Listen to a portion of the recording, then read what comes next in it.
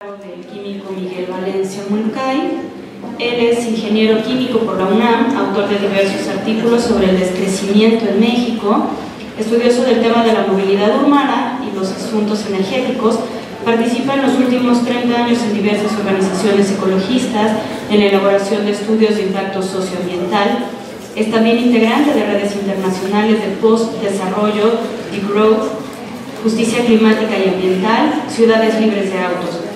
Es el coordinador general del comité organizador de la conferencia de 2018 en América del North-South Conference on Degrowth, descrecimiento en México. Un aplauso.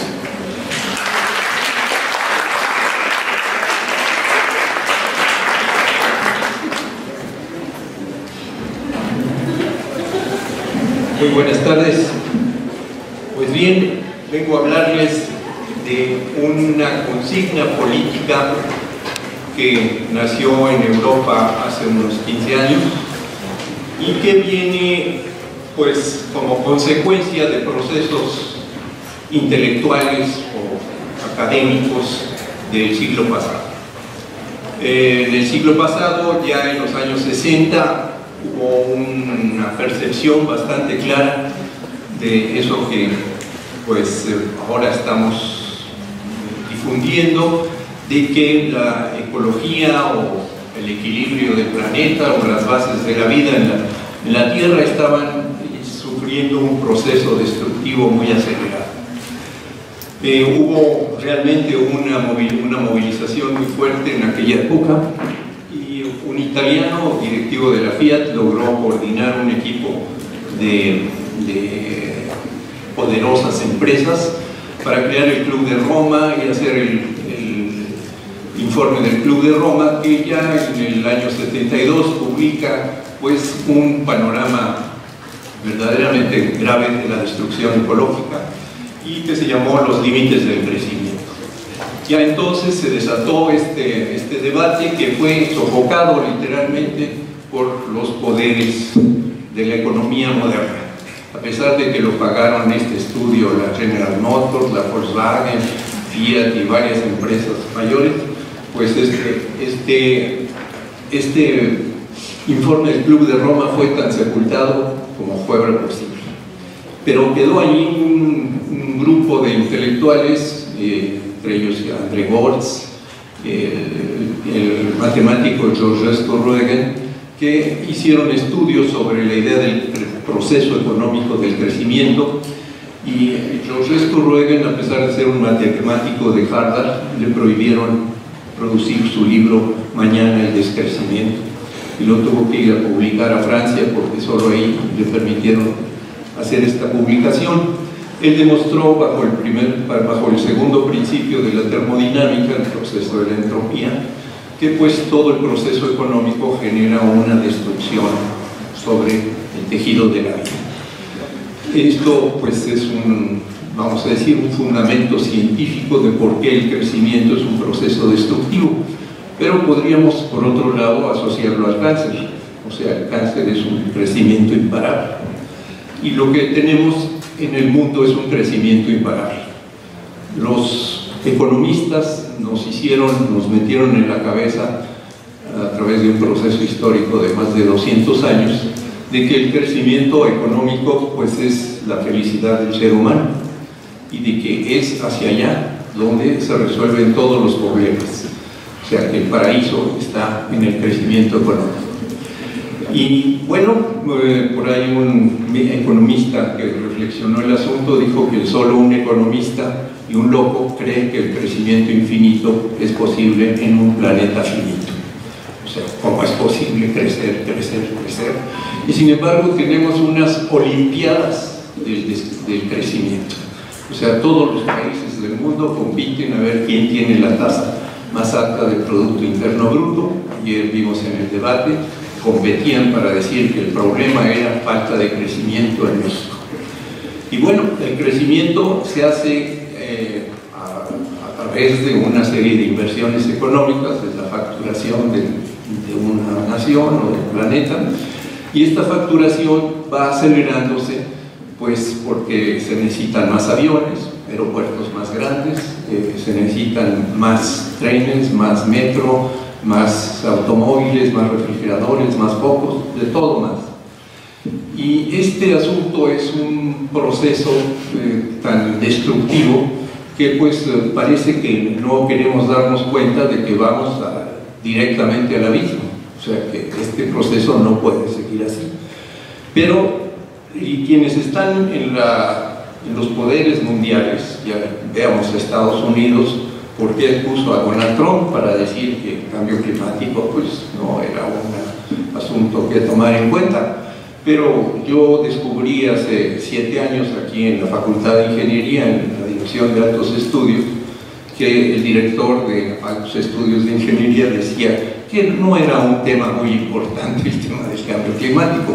O sea, dentro de las mismas universidades hay negacionismo. Y ya no digamos en los empresarios y en los gobiernos, allí el juego del crecimiento y de las inversiones es el trabajo de todos los días. El problema es que tenemos a la gente de mayor poder en el mundo trabajando diariamente a ver qué cosa inventan para que crezca el Producto Interno Bruto o la economía mundial. Y lo grave del asunto es que es una trampa que si no crece la economía también es muy malo. O sea, eso es realmente una trampa. Si crecemos malo y si no crecemos malo. Quiere decir que nos metemos en un dilema infernal. Y este problema pues reside en que hubo un cambio epistemológico, un cambio de manera de ver el mundo en los últimos 500 años. Específicamente hace aproximadamente 300 años, el mundo se empezó a ver como una cosa buena lo que viene y como una cosa mala el pasado. La Edad Media se volvió como algo siniestro, el futuro todo era crecer, era el progreso, el desarrollo, y se metió en el imaginario social una idea de un futuro siempre posible y siempre ambicionar algo mejor. Y esta idea del progreso y desarrollo pues colonizó la mente de las poblaciones del mundo. Esto es realmente lo que está atrás, porque cuando terminó la Segunda Guerra Mundial, Estados Unidos inventó su propio término, ya que era la mayor potencia del mundo. Dijo, no es progreso, es desarrollo. Y entonces se inventan los bancos de desarrollo y los banqueros se dedican a promover el desarrollo, más presas, más megaproyectos, más carreteras, la infraestructura es lo número uno, todo eso es lo que necesitamos. Y bien, pues esta idea del crecimiento imparable pues fue criticada ya en los años 70, pero sofocada que fue, se detuvo hasta el principio de este siglo, en que se logró por fin un conjunto de intelectuales mundiales hacer una reunión en la UNESCO de París en 2002 con un título para este seminario que se llamó Deshacer el desarrollo, rehacer el mundo. Es decir, toda la idea del desarrollo es un fracaso. O sea, todo lo que es más carreteras, más inversiones, más infraestructura es un fracaso. Entonces, el imaginario de los economistas pues nos ha engañado. Nos ha engañado que eso pues nos daría algo. Y bien, no solamente se llegó a la idea de que hay que frenar esa idea del crecimiento por el lado científico, sino también por el lado antropológico, por el lado de la cuestión filosófica y por otras formas en las que se dijo, bueno, pues las cosas pueden crecer, pero no crecer ilimitadamente. No conocemos a una persona que mida 20 metros, ¿no? Crece, mide 1,5 metros, 2 metros, pero no pasa de ahí. No hemos visto un elefante que mida 40 metros de altura, ni hemos visto una ballena que mida 120 metros, ¿no? O sea, todo en la naturaleza, el proceso de crecimiento es una fase que llega hasta un punto y se detiene. De ahí que Ivan Illich, que fue uno de los grandes intelectuales del siglo pasado, que por cierto lo hizo aquí en Cuernavaca, pues él fue el impulsor de las ideas logró en la metáfora del caracol expresar esto que es el crecimiento. O sea, que el caracol empieza a hacer su concha, hace la primera vuelta, la segunda vuelta, pero ya la tercera o cuarta vuelta le cuesta 100.000 veces más y ahí se detiene, ¿sí? Entonces, por esta razón, hay varios grupos en el mundo que utilizan el caracol como el símbolo de la estabilización del mundo, o sea, del crecimiento contenido. Lo usa Slow Food, la red mundial de la cuestión alimentaria, lo usan los zapatistas, lo usa el movimiento de crecimiento. El punto filosófico del crecimiento tiene que ver con la creación de ideas que tienen que ver con la cuestión financiera y económica. O sea que en el mundo el cristianismo decidió tirar a la basura el principio de no a la usura y permitió el Papa la creación de los bancos. Esto sucede en la Edad Media. Y la creación de los bancos introduce una manera de pensar que los antropólogos la llaman la desacralización del mundo. O sea, empieza a perderse la idea de lo sagrado, se desencanta la belleza del mundo y se permite que empiece a avanzar una idea que después concurre con la idea de la propiedad privada de la tierra, o sea, lo que Karl Polanyi llama en economía las falsas mercancías. O sea, el dinero es una falsa mercancía, la tierra es una falsa mercancía, la tierra es la tierra, no es una mercancía. Y también el ser humano se convirtió en mercancía. Entonces el mundo moderno está apoyado en estas tres falsas mercancías que son las que hacen mover al mundo. Pero el problema es el juego que todos jugamos, todos creemos en eso, porque todo funciona por la vía económica. Entonces aparece una idea nefasta en el mundo, que es la idea de la escasez, la idea que es la base del pensamiento económico. La escasez quiere decir que yo veo que todo es escaso. Aquí empiezo a ver el mundo como que necesito esto, que me hace falta todo, y que esa idea de la escasez desata la idea de ambiciones infinitas. Es decir, que no puedo parar de ambicionar, conseguir más y más y más imparablemente. Por eso los supermillonarios no cesan de acumular dinero, no cesan de crecer. Entonces tenemos una sociedad condenada al crecimiento, y a un crecimiento infinito que se está destruyendo en el mundo. Hemos identificado alrededor de 20 colapsos en el mundo. Un colapso climático es uno de ellos, está colapsando el clima de la Tierra, pero también está colapsando la ecología. El 80-90% de los ecosistemas del planeta están hechos pedazos. Está acabándose la cuestión hídrica, pues se está acabando el agua dulce en el mundo, se está acabando la buena alimentación, se están colapsando la educación en el mundo, las instituciones, se está colapsando la sociedad.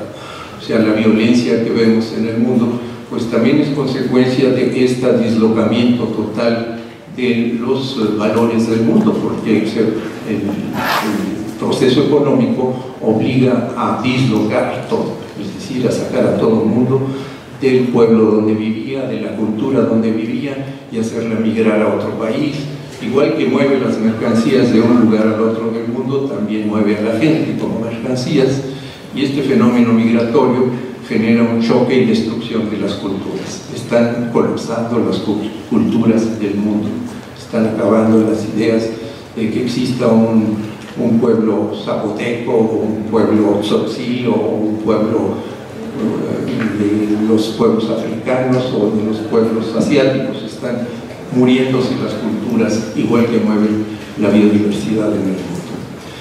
Pues esto da una idea de la cual se puede hablar más de lo que es el infierno del crecimiento. Pero pues esta idea del crecimiento provocó que este seminario pues participaran algunos personajes que venían siguiendo mucho a Ivan Illich, a André Gorz, a todos los del siglo pasado, a Joseph Ruegen, Bartam, todos ellos. Y en 2003 se genera una ola de calor en París, en el mes de agosto, algo así, y esta ola de calor en menos de 1 o 2 semanas mata a más de 10.000 ancianos. Y se hace un escándalo nacional, Y este escándalo nacional es aprovechado por Serge Latouche, un maestro de la Sorbona, diplomado de Economía y Sociología y africanista. Este personaje lanza en Le Monde Diplomatique un texto que se llamó Por una sociedad del descrecimiento, la décroissance.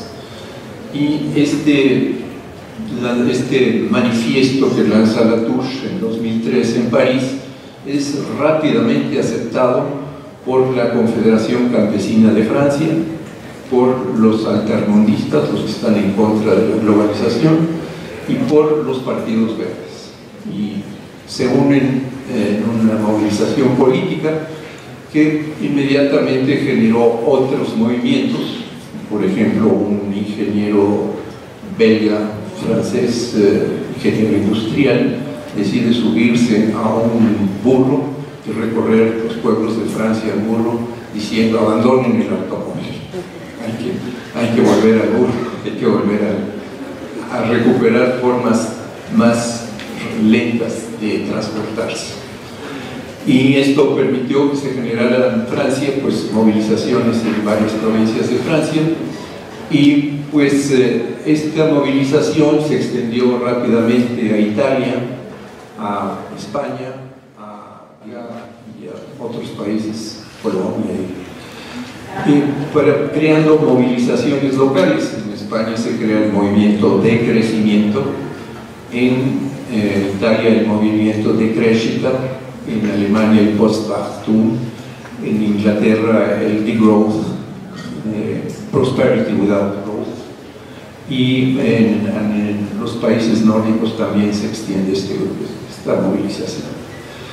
En Francia se llega inmediatamente, bueno, en 2005 aparece el periódico francés La Décroissance, se reparte en todo Francia, y hay 4 organizaciones francesas dedicadas a la décroissance, y hay un partido político dedicado a la décroissance. De hecho, Mélenchon, el que quedó en segundo lugar después de Macron, es un seguidor de las ideas de la décroissance. Y bien, pues todo este proceso se dio en Europa, que pues Europa tiene a su favor una historia cultural superior a otros países o a otros continentes, porque Europa viene de regreso, o sea, ya Europa ya supo lo que fue la revolución industrial, supo lo que fueron las guerras mundiales, supo lo que es la cuestión tecnológica, y pues ha hecho el mayor esfuerzo la sociedad europea de enfrentar los problemas ecológicos. Sin embargo, pues esto no se extiende fácilmente a América, salvo Quebec. En Estados Unidos no se desata. Se desata un movimiento que se llama el minimalismo, que está teniendo mucho éxito en Estados Unidos, simplemente para tener un estilo de vida con menos cosas. Ya en Canadá hay un movimiento de hace más de 30 años en el cual se lucha por la vida simple. Ese es el objetivo, vivir con pocos elementos, y es un movimiento que tiene bastante fuerza.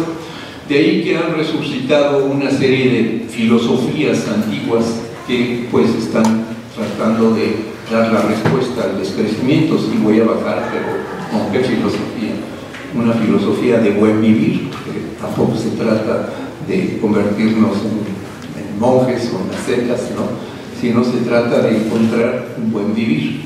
De ahí nace el movimiento del buen vivir de allá de Ecuador y de Bolivia, de darle a la Constitución una tesis sobre el buen vivir, que es una filosofía andina, el Ubuntu de Sudáfrica, y pues las filosofías de la India, que ya tienen de por sí bastante que ver con esta idea de una vida austera. Gandhi, de hecho, fue un ecologista anticipado, y fue el que con su rueca famosa estuvo transmitiendo el mensaje de que yo mejor fabrico mis propios vestimentas en lugar de pedirle a Inglaterra que me venda sus vestidos, ¿no? O sea, que estaba ya criticando la sociedad industrial. La sociedad industrial ha fracasado, está a la vista. La sociedad industrial produce demasiada basura, demasiada contaminación, no podemos seguir con industria. Entonces se necesita avanzar hacia otra forma no industrial de producción. Se necesita avanzar hacia una nueva sociedad que yo percibo artesanal. Es decir, tenemos que regresar a una visión artesanal de la producción y del consumo. Y de ahí viene una propuesta fundamental del descrecimiento, que es producir local para consumo local, o sea, relocalización de la producción y del consumo. Bien, pues en México en 2007 creamos la palabra descrecimiento. Le pusimos una S, descrecimiento en español. Todo es desnudar, deshacer, desvestir, y no sé por qué tenía que decir decrecimiento sin S. Entonces, pero no era la razón de españolizar la frase, sino es decir que descrecimiento es un acto voluntario, no es un acto científico. Es un acto en que yo, o mi productividad, o mi país, o mi sociedad quiere bajar. Entonces tenemos esta conferencia, First North-South Conference on the Growth, descrecimiento, juntando el movimiento internacional que se llama The Growth con el mexicano, que es descrecimiento, y aquí tenemos las convocatorias. Si podemos bajar más, por favor. Esta es la convocatoria que, como ustedes verán, invita a toda clase de sectores sociales, artistas, vecinos, ministros de culto, campesinos, todo ello, a participar en esta conferencia, pero bajo los siguientes ejes temáticos. Un poco más abajo, por favor. Más abajo. ¿Qué entendemos por descrecimiento? Allí damos la explicación. El primer eje temático de esta conferencia es supervivencia, es decir, ante este desastre que se nos viene encima, ante la caída del clima y de la ecología, ¿cómo vamos a sobrevivir? Es decir, qué caminos tenemos para la supervivencia, y no solo poniendo el ejemplo clásico del oso blanco, que pues está perdiendo la batalla en el Ártico con el cambio climático, ¿no? También el segundo tema es el de las culturas, porque si no defendemos las culturas no estamos defendiendo nuestra posibilidad de salvación. Y el tercer eje temático es el problema de la riqueza. Los bancos nos han enseñado a decir que hay que combatir la pobreza, y justo es la forma de proteger a la riqueza, que es la creadora de la pobreza, ¿no? Así que pues nosotros nos enfocamos a la riqueza como el principal problema de la creación de esta desastre, ¿no? Si no vemos en la pobreza, en la generación de riqueza, el estilo de vida, la ONU dice que es la población. Yo creo que es el modo de vida de Estados Unidos la verdadera causa de la destrucción. O sea, una persona que contamina 10.000 veces más que un africano, pues es una persona que está haciendo un daño simbólico, está dando el ejemplo mundial, porque el 80% de la población humana aspira a vivir el estilo de vida de Estados Unidos, y los que viven en Estados Unidos son adictos a su estilo de vida. Dicen que no le van a bajar nunca al aire acondicionado, que no van a dejar su automóvil, que el estilo de vida de Estados Unidos no es negociable. Esta conferencia tiene avales de las diversas sociedades ecológicas, de economía ecológica, la internacional, que va a sesionar aquí en Puebla una semana después, la sociedad mesoamericana, la argentina, la brasileña, y tiene los siguientes ejes transversales: descrecimiento en el norte y en el sur, porque no puede ser igual en el norte y en el sur; la descolonización del imaginario social, como nuestra colonización mental nos impide cambiar de estilo de vida; la conexión entre lo local y la acción global, ese es otro eje transversal; las ligas y conexiones de los movimientos hermanos o afines al descrecimiento, como es la lucha feminista, la lucha indígena, las luchas por la defensa de la ciudad; la ciencia y técnica convivencial, entendiendo que la tecnología pues se convierte en el principal elemento para el crecimiento. Es decir, que mientras no critiquemos a la tecnología, no estamos entendiendo el problema, porque la tecnología genera mucho más problemas de los que resuelve. Y las nuevas tecnologías, transgénicos, energía nuclear, biosintética, en fin, la geoingeniería, el fracking, todo eso son cada día más destructivas las tecnologías. Entonces este es un aspecto transversal muy importante, individuos y comunidades, instituciones que marcan el cambio, y 7, la posibilidad de una acción global ahora, o sea que podamos unir fuerzas mundialmente sobre este aspecto. Y bueno, esperamos que esta conferencia, que es la primera vez que se realiza en un país del sur, es más, las conferencias de descrecimiento se han realizado siempre en Europa, la primera en París, la segunda en Barcelona, la tercera en Venecia, la cuarta en Leipzig, la quinta en Budapest. Esta, después de Budapest, será la nuestra, y es la primera vez que se hace en un país del sur una conferencia de este tipo. Así que esta es una novedad para hablar también, novedad, de rechazo a la idea del crecimiento, al fetiche del crecimiento, que es la doctrina, la religión de los gobiernos, ¿sí? Y por eso pues estamos luchando contra obstáculos muy grandes para poder realizar esta conferencia. Esto todo es aplicable en todos estos subtemas, que puede ser la escolarización, la democracia, el transporte, las transnacionales. Sobre cada una de estas ideas, sobre cada uno de estos temas, se pueden aplicar las ideas de descrecimiento, es decir, cómo podemos, dónde está el truco que hace crecer a cada uno de estos. Aquí tenemos convocantes, que está, por ejemplo, el programa de bioética, la Fundación Frederic Ebert, Anima Naturalis, una serie de grupos, el CRIM de Cuernavaca, la Procuraduría Ambiental, Greenpeace nos está apoyando, y bueno, hemos tratado de conseguir un muy diverso apoyo para que esto suceda. La conferencia va a ser del 4 al 6 de septiembre en la Ciudad de México, en el Centro Histórico, muy probablemente en el Palacio de Medicina, por cortesía de la UNAM, que es una de las cosas maravillosas que logramos conseguir. Y bueno, pues los esperamos a todos ustedes allí. Ahí está el sitio de internet para que ustedes puedan registrarse. Muchas gracias.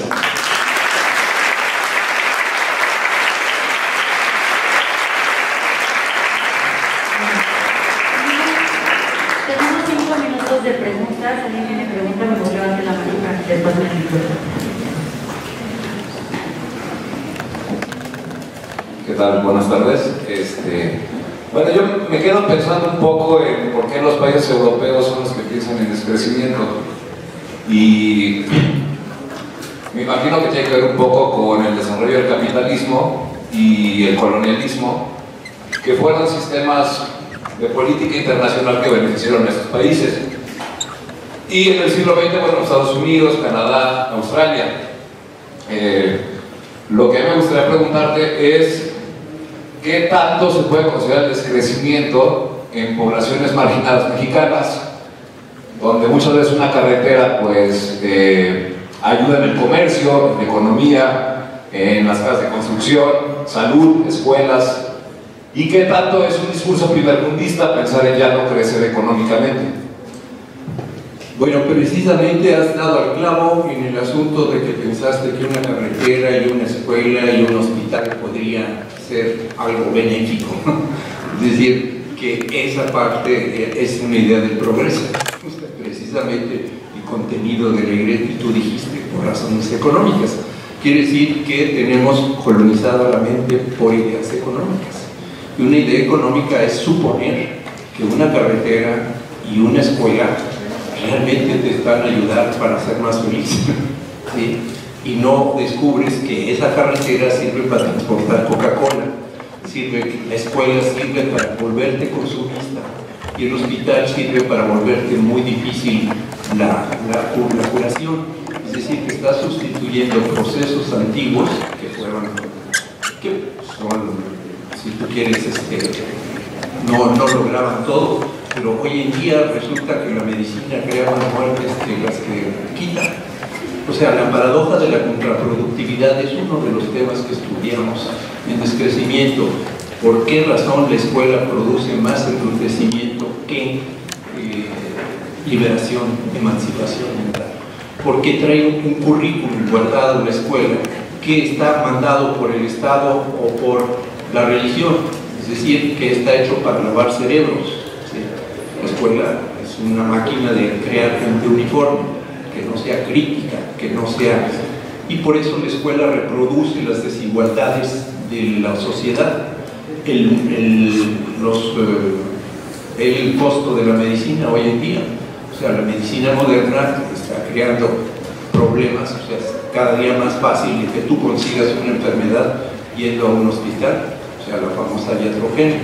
Es decir, que la paradoja es que las instituciones, cuando pasan de cierto tamaño, generan lo contrario de lo que se propone.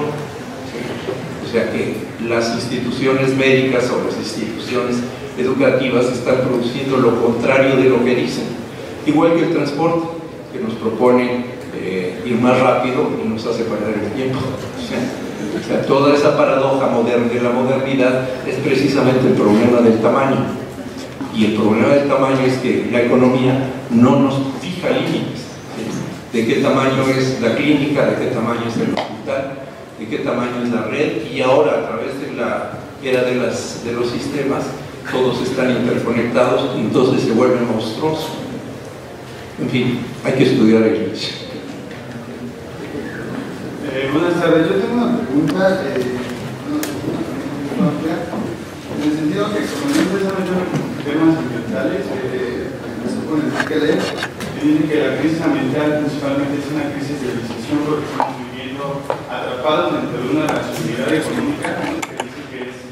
Que dice que es crecer siempre económicamente sobre recursos infinitos, que claro, se inventan la idea del desarrollo sustentable y hace rato en una ponencia proponían que hay que repensar los paradigmas del desarrollo sustentable, que para mí están como clavados dentro de un discurso economicista, pero también antropológicamente la modernidad empieza como una dicotomía entre la relación sociedad-naturaleza y por el otro lado también una relación con una epistemología de la propia ciencia, que hace rato también lo ponían de Bacon, de Descartes, que empieza en la edad moderna, la filosofía que fundamenta la ciencia, que es antropocéntrica.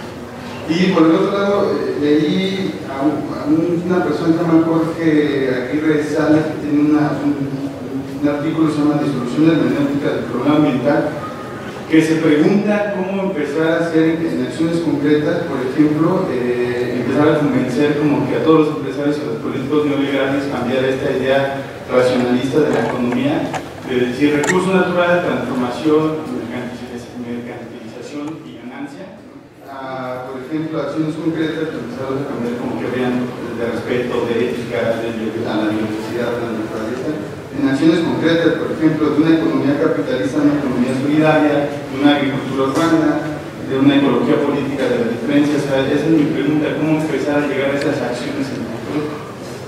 Bueno, se dice que los problemas ecológicos uno le cierra la puerta y se meten por la ventana, es decir, que no hay manera fácil de zafarse de ellos, ¿no? Que estamos atrapados en una lógica economicista o económica, ¿no? El doctor Enrique Leff, por cierto, es parte de nuestro comité científico de esta conferencia. Y sí, el asunto es que la solución no es tecnológica. Aquí hay mucha gente que piensa que la tecnología va a resolver todos los problemas. En el cambio climático, en el transporte y en el agua podemos ver que la tecnología no resuelve los problemas, los complica. ¿Sí? Hemos visto que ninguna propuesta tecnológica para el transporte lo ha resuelto, pero no solamente tampoco lo resuelve en el agua y tampoco lo resuelve en el cambio climático. El problema es filosófico, es decir, si tenemos que concentrarnos en cómo pensamos, cuál es la visión del mundo, y esa manera tiene que cambiar. Entonces la revolución empieza aquí en las mentes. No podemos cambiar el mundo sin cambiar de manera de ver el mundo, porque si no estamos siguiendo usando las categorías mentales que nos imbuyeron en la escuela, y esas categorías mentales nos llevan a razonar sobre premisas y certidumbres que en realidad hay que tirar a la basura. O sea, hay que cambiar de premisas filosóficas. Muchísimas gracias. Bueno.